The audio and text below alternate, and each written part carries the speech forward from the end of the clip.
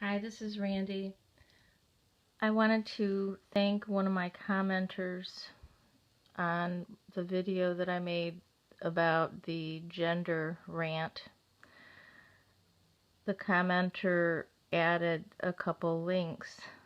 One link was to a long journal article called The Dynamics of Sexual Fidelity, Personality Style as a Reproductive Strategy.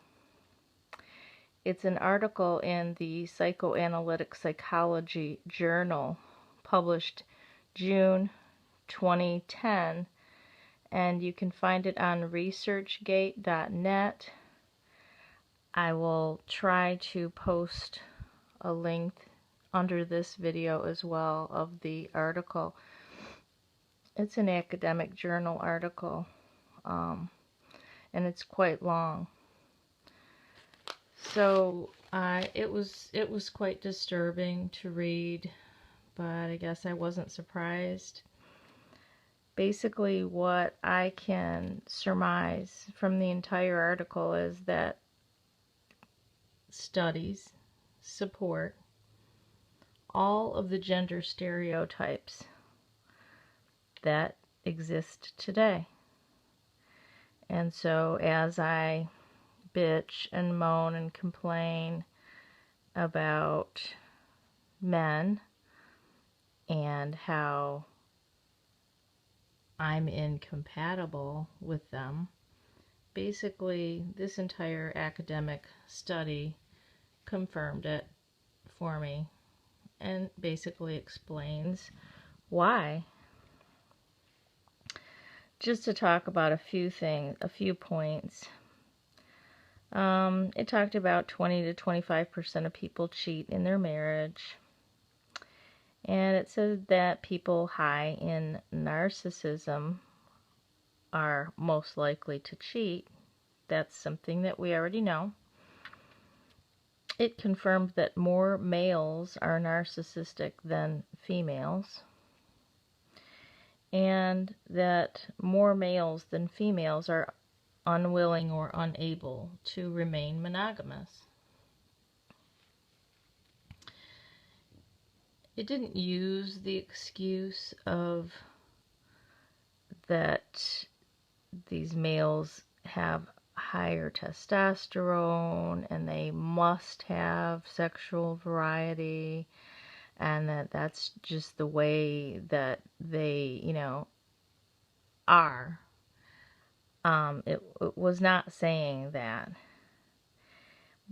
It was more like saying that males have not evolved and that more males than females are developmentally immature. So rather than saying that it's this testosterone drive and preference for sexual variety, this biological excuse for being non-monogamous. Basically, it was just saying, no, they're just immature, and they developed differently, or they did not develop. They haven't grown up. They end up dying before they grow up. Pretty much supporting what I've been saying, and it talked about polygamy and that women in polygamous marriages, unlike popular belief, are much less happy and satisfied with that situation, and their children also do poorly. In those kind of polygamous relationships and marriages, the only one who benefits is the male. I mean, it's obvious. Why beat around the bush here? Why play games and act like there's some arguments here for any of this stuff? I mean, sometimes things become stereotypes because they're actually true. I mean, there's tendencies that occur more often. They're not all 100% true, but they're definite tendencies. That's how stereotypes are formed. So, yeah, without, just giving everybody the benefit of the doubt, pretty much this article supports all the gender stereotypes between men and women and why they are not compatible in terms of monogamy, and therefore long-term relationships end, and those women that are promiscuous and are not really monogamous,